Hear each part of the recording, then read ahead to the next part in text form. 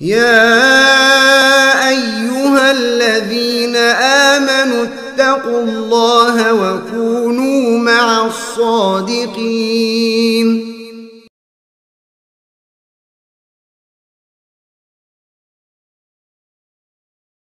Jadi kata Nabi SAW, "Thalathun uksimu alaihinna, wa uhaddithukum hadithan fahfadhuh." Ada 3 hal, aku bersumpah dengan 3 hal ini. Dan saya akan ceritakan kepada kalian sebuah hadits, hafallah hadits tersebut. Iya, hafallah hadits tersebut. Di riwayat At-Tirmidzi dikatakan, "Qala ma naqasa malu abdin min sadaqatin." Ini 3 hal dulu. Dimulai dari 3 hal yang Nabi bersumpah padanya. Dan ini lebih diperjelas di riwayat Imam Ahmad. 3 hal ini, yang pertama, ma naqasa malu abdin min sadaqah. Tidak akan berkurang tidak akan berkurang harta seorang hamba lantaran dia bersedekah. Ini hal Nabi bersumpah. Iya. Yang Anda perlu khawatir, kalau ada yang bersedekah, jangan khawatir harta itu berkurang. Jangan khawatir. Sebab Nabi SAW sudah bersumpah bahwa harta seorang hamba itu tidak akan berkurang lantaran bersedekah. Lantaran bersedekah. Dan ini hadits semakna dengannya hadits di dalam riwayat Muslim. Ma naqasat sadaqatun mimmal. Tidaklah sedekah itu mengurangi harta. Bahkan di dalam Al-Quranul Karim, Allah Subhanahu wa taala berfirman, "Wa ma anfaqatum min syai'in fahuwa yukhlifu." Apa saja yang kalian infakkan, maka Allah yang akan menggantinya. Allah yang akan menggantinya. Jadi ini hal yang pertama. Yang kedua, wala dhulima abdun madlamatun fasabara 'alaiha illa zadahu Allahu izzan. Tidaklah seorang hamba itu dizalimi pada sesuatu, kemudian dia bersabar, kecuali Allah akan menambah kemuliaan untuk dia. Menambah keagungan untuknya. Ini hal yang kedua, Nabi juga bersumpah. Dan ini anjuran untuk seorang itu banyak memaafkan, bersabar. Karena tidak bagus ya, tiap kali ada yang berbuat jelek kepada kita, kita langsung membalasnya. Iya, itu tidak bagus. Karena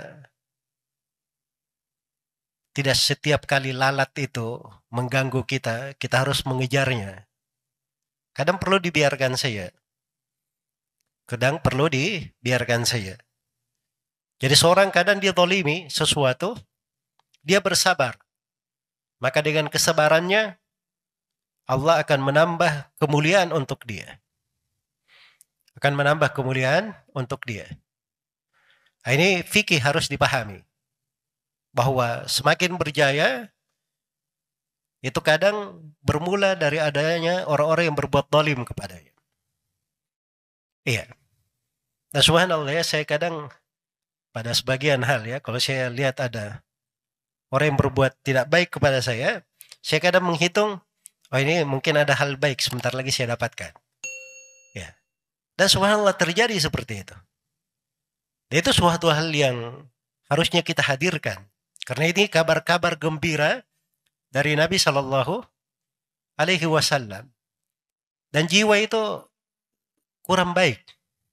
Setiap kali ada sesuatu kita selalu memendamnya, selalu melampiaskan emosi di dalam hati. Tidak enak hidup itu. Anggap saja orang-orang yang menzalimi kita itu, mereka ini orang-orang yang mungkin membukakan pintu kebaikan untuk kita. Menambah pahala untuk kita. Menambah kemuliaan, kejayaan untuk kita. Nah harusnya itu yang kita buka untuk diri kita. Karena itu dalam Al-Quran Allah firman, فَلْيَعْفُوا وَلْيَصْفَحُوا. Hendaknya mereka memaafkan, membiarkan. أَلَا تُحِبُّونَ يَغْفِرَ اللَّهُ لَكُمْ. Tidakkah kalian cinta Allah mengampuni kalian? Dan Allah firman, wa jazaa'u sayyi'atin sayyi'atun mithluha. Faman afa wa aslaha fa ajruhu 'ala Allah. Balasan perbuatan jelek boleh dibalas, semisal. Kalau dari sudut hukum bolehnya. Tapi siapa yang memaafkan dan mengadakan perbaikan, itu pahalanya ditanggung oleh Allah. Kemudian yang ketiga, yang Nabi bersumpah terhadapnya, kata beliau, wala fataha abdun baba mas'alatin illa fatahallahu alaihi baba faqrin. Tidaklah seorang hamba itu buka pada dirinya pintu minta-minta, kecuali Allah akan bukakan terhadap dia pintu kefakiran. Pintu kefakiran. Karena meminta pada apa yang di tangan manusia, itu adalah hal yang dicela. Perkara yang dicela. Berbagai akhlak yang mulia dianjurkan di dalam agama. Tentang iffah, menjaga kehormatan diri. Tentang merasa cukup. Qana'ah, bersyukur terhadap karunia Allah subhanahu wa ta'ala. Selalu melihat apa yang di tangan Allah, bukan melihat di tangan manusia. Itu berbagai akhlak yang agung.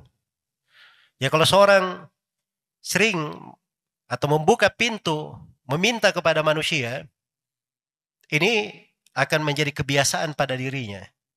Nanti setelah itu dia minta lagi, setelah itu dia minta lagi. Itu kan pintu kefakiran namanya. Maka akan dibuka untuknya pintu kefakiran. Tapi kalau dia berusaha untuk dirinya, dia ada keperluan, tapi dia tahan dirinya.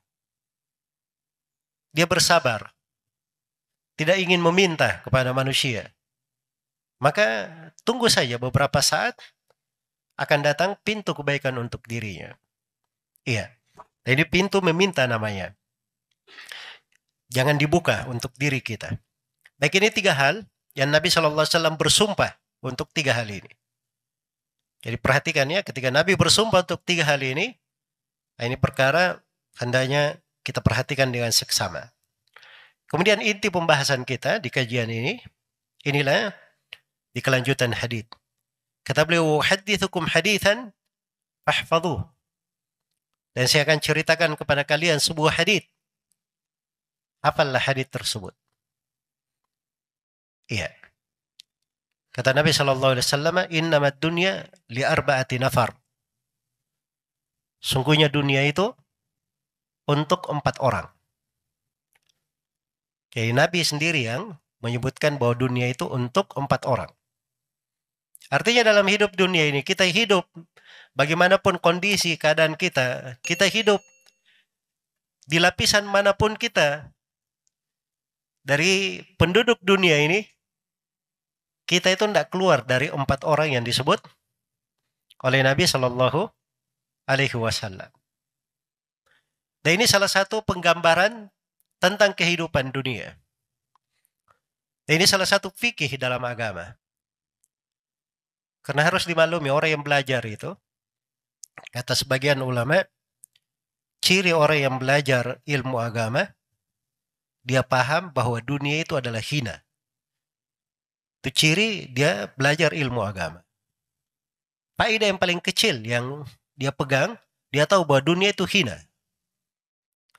Ya, karena dunia itu keadaannya seperti itu, maka dibuat di dalam Al-Quran, hadits Rasulullah SAW, berbagai perumpamaan tentang dunia. Perumpamaan yang sangat menakjubkan sekali. Penuh dengan pelajaran dan hikmah. Salah satunya di dalam hadits ini. Nabi SAW ingin menjelaskan tentang orang-orang yang berada di kehidupan dunia ini. Bahwa manusia yang hidup di dalam kehidupan dunia ini, itu tidak lepas dari 4 orang ini. Karena itu beliau katakan, innamat dunya li arba'ati nafar. Sungguhnya dunia itu untuk 4 orang. Kata innama, kalau dalam bahasa Arab itu pembatasan. Iya. Biasanya diterjemahkan hanyalah untuk ini. Artinya dibatasi untuk itu saja. Jadi siapa 4 orang ini? Kata Nabi SAW, abdin razaqahullahu malan wa ilman. Yang pertama adalah seorang hamba. Allah beri kepadanya rezeki. berupa harta dan ilmu. Dua rezekinya. Harta dan apa? Ilmu. Fahuwa yattaqi fihi rabbah. Wa yasilu fihi rahimah. Wa ya'lamu lillahi fihi haqqa. Maka dengan itulah dia bertakwa kepada Rabb-nya. Dia menyambung silaturahminya. Dan dia tahu bahwa pada hartanya ada hak untuk Allah. Nah, ini golongan yang pertama ini. Hamba diberi harta dan ilmu sekaligus. Dengan itu dia bertakwa kepada Allah. Dia sambung silaturahminya. Dia tunaikan hak Allah. Ini orang yang pertama. Kata Nabi SAW, fahada bi afdalil manazil. Orang ini di kedudukan yang paling afdalnya, yang paling utamanya. Nah, kalau mau tingkat yang paling utama, ini yang paling tingginya. Kemudian yang kedua, kata beliau sallallahu alaihi wasallam, wa abdin razaqahullahu ilman wa lam yarzuqhu malan. Seorang hamba, Allah beri anugerah kepadanya ilmu, tapi dia tidak diberi harta. Diberi ilmu saja, tidak diberi harta. Jadi dia alim tapi fakir. Iya. Fahuwa shadiqun niyah. Tapi dia ini jujur niatnya. Betul, tidak ada harta di tangannya. Tapi dia punya, dengan ilmu dia punya niat yang jujur. Karena punya pengetahuan. Maka dia bangun niatnya ini. Niat jujur di hatinya. Perhatikan bahasa shadiqun niyah. Shadiq itu bukan cuma cita-cita, angan-angan saja. Dia sudah berusaha, ada upaya, tapi Allah memang belum menakdirkan untuknya. Nah, itu jujur namanya, shadiqun niyah. Iya. Yaqulu law anna li malan la amiltu bi amali fulan. Dia berkata, andai kata saya punya harta, saya akan melakukan seperti amalnya si fulan. Siapa si fulan? Golongan yang pertama itu tadi. Yang diberi harta dan apa? Ilmu. Iya. Kata Nabi SAW, orang yang kedua ini hukumnya apa? Kata beliau, fahuwa biniyatihi fa ajruhuma sawa. Maka dia ini dengan niatnya, dia dapat sesuai dengan niatnya. Dan pahala antara golongan yang pertama dan kedua, pahalanya sama. Pahalanya sama. Iya. Kemudian yang ketiga, kata beliau, abdin razaqahullahu malan walam yarzuqhu ilman. Ini sebaliknya. Kebalikan yang pertama. Seorang hamba, Allah berikan kepadanya harta, tapi tidak dapat anugerah ilmu. Harta saja dia dapat. Ini orang kaya, tapi jahil. Karena tidak punya ilmu. Kata Nabi SAW, fahuwa yukhbitu fi malihi. Maka dia bertingkah sembarangan pada hartanya. Iya. Fahuwa yukhbitu fi malihi bighairi ilm. Dia bertindak sembarangan pada hartanya tanpa ilmu. La yattaqi fihi rabbah. Dia tidak bertakwa kepada Allah dengan hartanya. Wala yasilu fihi rahimah. Dia tidak sambung silaturahminya. Wala ya'lamu lillahi fihi haqqa. Dan dia tidak pernah kenal ada hak Allah pada hartanya. Ini golongan yang ketiga ini. Orang yang ketiga. Kata Nabi SAW, fahada bi akhbathil manazil. Ini adalah orang yang paling buruk kedudukannya. Orang yang paling buruk kedudukannya. Kemudian yang keempat. Kata beliau, wa abdin lam yarzuqhullahu malan wala ilma. Dan seorang hamba, Allah tidak beri padanya harta, tidak pula diberi kepadanya ilmu. Tidak ada harta, tidak ada pula ilmu. Fahuwa yaqul, tapi dia berkata, lau anna li malan la amiltu fihi bi amali fulan. Andai kata saya punya harta, saya akan beramal, berbuat seperti perbuatan si fulan, orang yang ketiga tadi. Yang punya harta di dalam keburukan dia buat.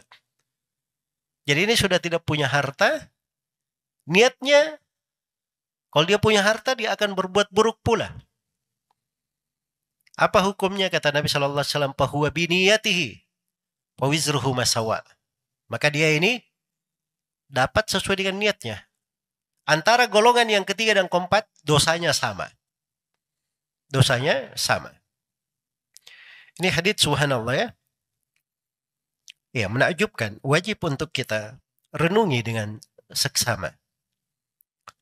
Kita ini terlalu banyak amanah yang kita pikul, kita sandang.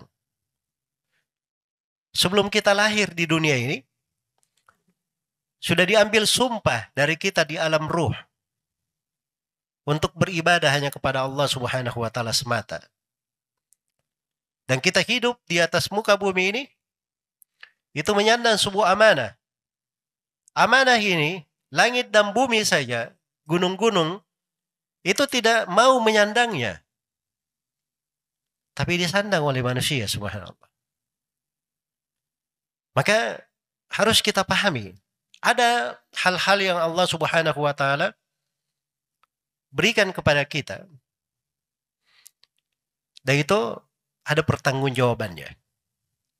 Makanya oleh Nabi sallallahu alaihi wasallam dibagi. Dunia ini 4 orang saja isinya. Silahkan kita periksa diri kita di mana kita berada. Iya.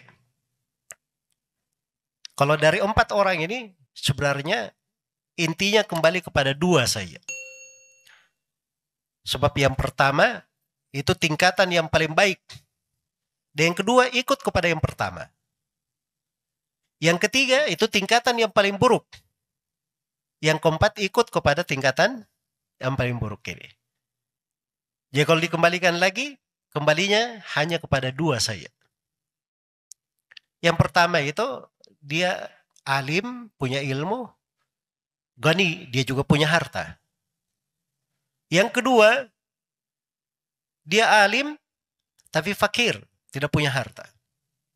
Yang ketiga, dia gani tapi jahil. Yang keempat, fakir dan jahil. Ini 4. Iya. 4 golongan ini, itu semuanya punya amalannya masing-masing. Ada amalannya masing-masing. Yang pertama, yang alim dan punya harta, dengan hartanya dia bertakwa kepada Allah. Dia sambung silaturahminya. Dia tunaikan hak Allah pada harta. Itu jangan kita sangka ya, ada harta di tangan kita, tidak ada pertanggungjawabannya. Periksa dulu hak Allah Subhanahu wa taala di dalamnya, hak orang lain pada harta tersebut. Ini kadang kita kurang teliti di dalam hal itu.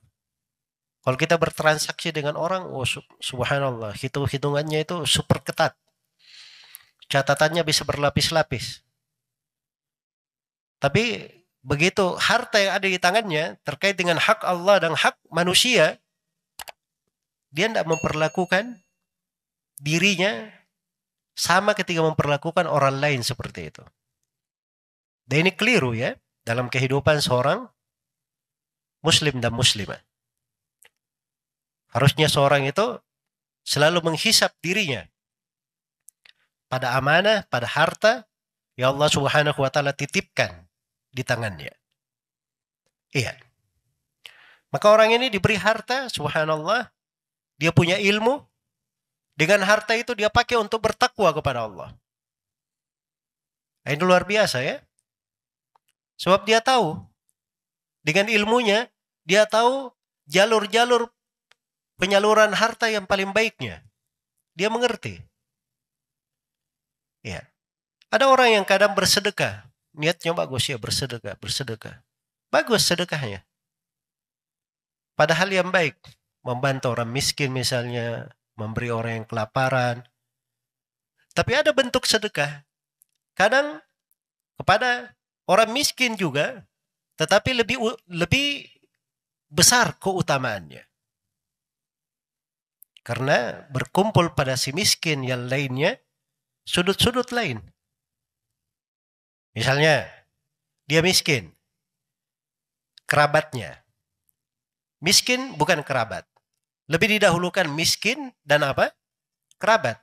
Sebab dia memberi santunan kepada orang miskin, sekaligus dia menyambung silaturahminya. Miskin, kerabat, penuntut ilmu. Nah, dia bantu lagi. Orang ini diharapkan dia bisa bermanfaat untuk umat Islam, untuk kaum muslimin di masa mendatang. Dia bantu. Iya. Ada orang-orang yang kadang subhanallah pada hitungannya itu luar biasa. Kadang taufik pada sebagian orang.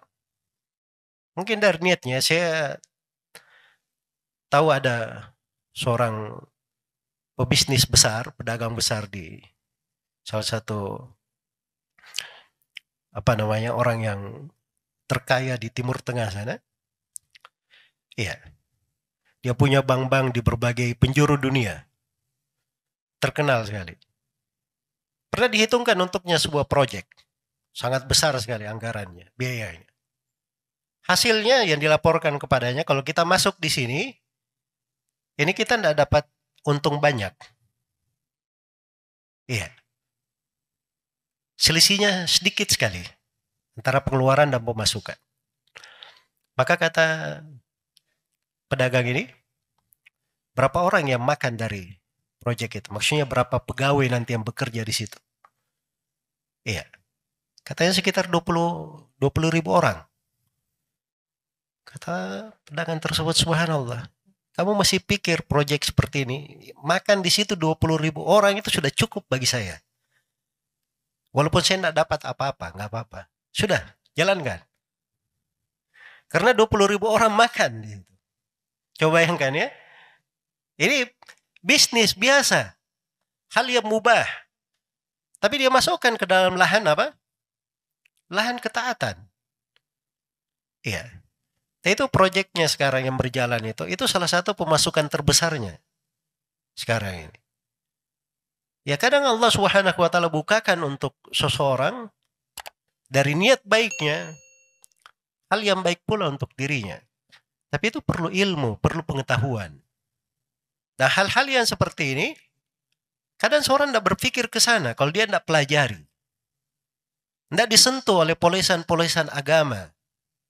Sentuhan-sentuhan agama. Diajarkan kepadanya akhlak. Bukan hanya sekadar berinteraksi. Menggunakan harta saja bermuamalah dengan manusia. Tapi dia berpijak di atas suatu jiwa yang besar. Jiwa yang mulia. Dibimbing dengan ilmu agama. Itulah pendidikan agama. Dan pentingnya untuk sebuah negeri. Untuk sebuah bangsa.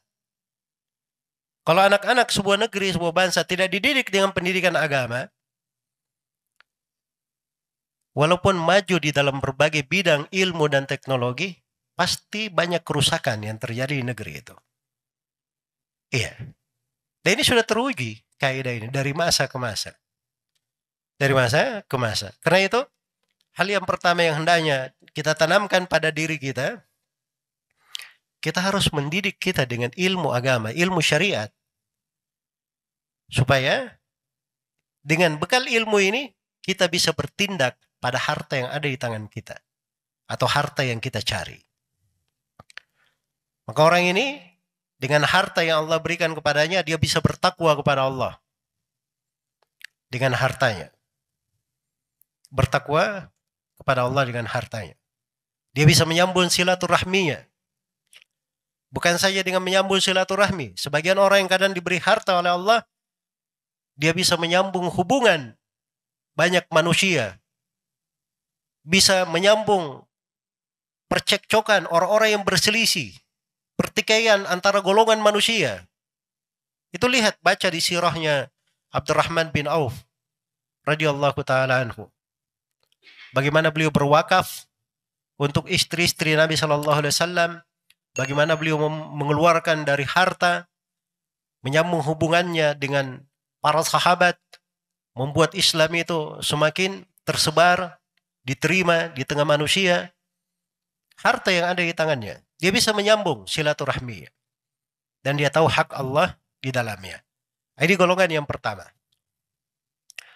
Golongan yang kedua, wa abdin razaqahullahu ilman. Seorang hamba diberi oleh Allah ilmu. Walam yarzuqhu malan. Tapi tidak diberi anugerah harta. Tapi dia shadiqun niyah.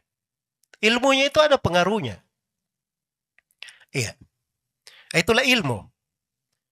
Dia tidak punya harta di tangannya pun, dia bisa dapat pahala sama dengan orang yang punya harta. Jujur niatnya. Dia berkata, andai kata saya punya harta, maka saya akan beramal, berbuat sama dengan perbuatan si fulan, alim yang punya harta itu tadi. Iya. Nah, ini dengan ilmunya itu. Maka ini dua golongan ini sebenarnya kita harus merenungi di dalamnya tentang pentingnya mempelajari ilmu agama. Itu sudut yang pertama. Dan berbicara tentang keutamaan mempelajari ilmu agama, pentingnya, itu pembahasan panjang sekali. Ratusan keutamaan dalam ayat maupun hadits menjelaskan tentang ketinggian ilmu dan keutamaannya. Iya. Ditulis oleh para ulama buku berjilid-jilid tentang hal itu. Saking luasnya dan besarnya manfaat dari ilmu. Dan hadits ini juga, ini penegasan bahwa ilmu itu lebih baik daripada harta. Karena golongan yang kedua ini, dia cuma punya ilmu saja, tidak punya harta. Tapi dia bisa sampai di golongan yang pertama. Beda dengan golongan yang ketiga, ada hartanya. Tidak bisa sampai di golongan yang pertama. Karena dia tidak punya ilmu. Karena itulah ilmu itu selalu lebih tinggi daripada harta. Ilmu itu menjaga kamu. Kalau harta sebaliknya, kamu yang menjaganya. Iya.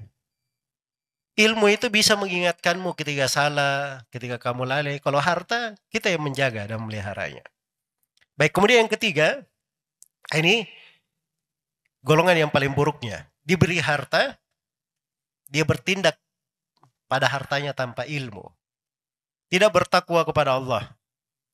Tidak pula dia menyambung silaturahminya. Tidak tahu hak Allah di dalamnya. Sebab yang dia pikir cuma harta, mengumpul harta. Dan harta itu subhanallah fitnah.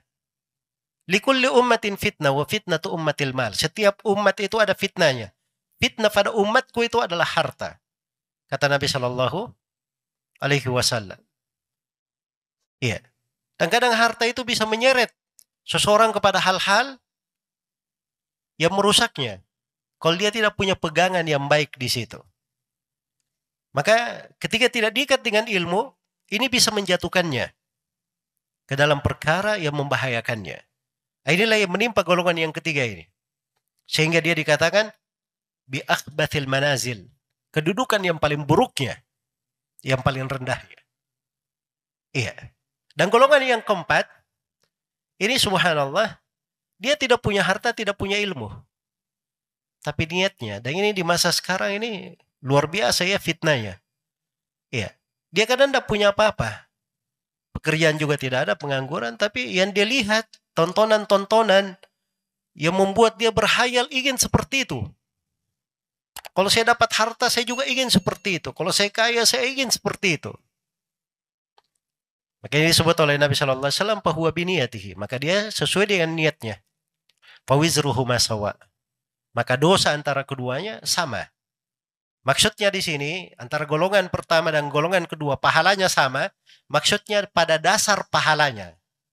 Akar pahalanya sama. Bukan pada pelipat gandaan. Kalau di pelipat gandaan, golongan yang pertama lebih utama tentunya. Sebab sudah dikatakan bahwa ini yang paling afdalnya. Sama dengan golongan yang ketiga dan keempat. Golongan yang keempat itu yang paling buruknya. Dosanya sama, maksudnya pada akar dosa sama. Adapun pada pelipat gandaan, itu golongan yang ketiga itu lebih buruk lagi daripada golongan yang keempat. Maka ini hadits renungan untuk kita semua, untuk menata diri kita. Di mana kita berada. Kita berusaha untuk giat mengambil dari manfaat dan faedah ilmu. Jangan berlalu satu hari dari kehidupan kita tidak dapat sebuah faedah dari ilmu. Ilmu itu tetesan demi tetesan. Diambil bersama dengan hari-hari kehidupan. Dikumpul setetes demi setetes. Karena aliran sungai itu juga berasal dari tetesan-tetesan air hujan. Iya. Al-yawma syai'un wa ghadan mithluhu. Hari ini dapat sesuatu, besoknya semisal dengan itu. Min nukhabil ilmi allati tultaqat. Demikianlah ilmu itu ketika diambil. Yahsulu biha yashul mar'u biha hikmatan. Dengannya seorang itu mengambil hikmah. Wa innamas sailu ijtima'un nuqat. Itu kata hikmah di tengah para ulama. Aliran air itu berasal dari tetesan-tetesan air. Ya begitu caranya diambil. Dari ilmu itu dipakai dalam kehidupan. Kemudian pelajaran yang terakhir yang ingin saya ingatkan di sini tentang pentingnya seorang itu menata kondisi hatinya. Karena niat itu besar sekali. Bisa menjadi besar dosanya, bisa menjadi besar pahalanya. Tergantung kemana hati itu. Lihat orang yang kedua tadi. Dia melihat orang berbuat baik, dia berniat juga. Kalau saya dapat harta seperti orang yang berbuat baik ini, saya akan berbuat baik juga. Maka kedudukannya sama dari sudut pahala. Tapi orang yang keempat tadi, dia melihat orang yang berbuat jelek. Dia bilang, dia tidak punya harta. Tapi niatnya, kalau saya dapat harta, saya akan berbuat jelek juga seperti itu. Maka sama di dalam dosa. Makanya hati itu harus kita latih. Kita didik. Kadang di majelis seperti ini, kita duduk bersama ya. Kadang kita berbeda tingkatan-tingkatannya. Pahala yang kita dapatkan. Pertama dari sudut keikhlasannya. Yang kedua dari sudut niatnya dia hadir di majelis ini. Misalnya saya niat di sini untuk menuntut ilmu. Saya niat untuk duduk maghrib isya. Menunggu antara sholat dengan sholat yang lain. Ada yang lagi meniatkan untuk iktikaf. Pendapat sebagian ulama. Dia niatkan dengannya menghidupkan sunnah Nabi.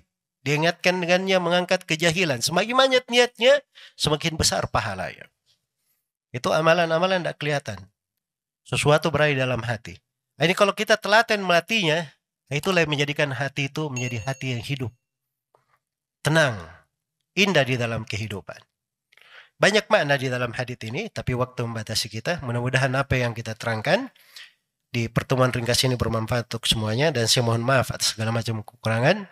Wallahu ta'ala alam. Subhanakallahumma wa bihamdik. Asyhadu an la ilaha illa anta. Astaghfiruka wa atubu ilaik. Walhamdulillahi rabbil alamin. Wassalamualaikum warahmatullahi wabarakatuh.